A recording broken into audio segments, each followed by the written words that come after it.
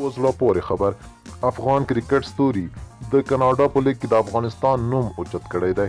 ګرانو لیدونکو که چیرې تاسې د سپورټ او په خاص ډول د کرکټ مینوال یاست نو دغه چینل مو په خدمت کې دی، حتما یې درسره سبسکرایب کړئ. افغانستان کرکټ ملي لوبډلې ورو توپ اچوونکي ظاهر خان تېره شپه په سی پی ایل لوبو کې د افغانستان نوم اوچت کړی دی. هغه په 4 اورونو کې د 20 رنزو په ورکولو سره 3 خطرناکې وکټې ترلاسه کړې او لوبډله یې د بریا لوري ته ورسوله. ظاهر خان د کاناډا په لیګ سی پی ایل کې د جامیکا ټالیواس لوبډلې له لوري اخیستل شوی دی. جامیکا ټالیواس لوبډلې خپله لومړنۍ لوبه د ظاهر خان د ښکلي بال په مټ د بربادوس ټرنټ لوبډلې څخه وګټله.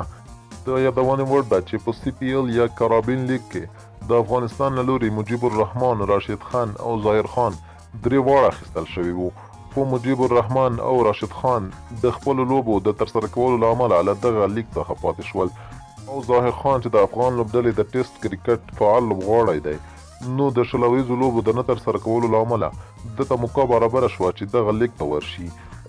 ظاهر خان تر دا مهاله په دې لیګ کې ښه ځلېدلی دی، د لا ځلېدو په هیله یې یو.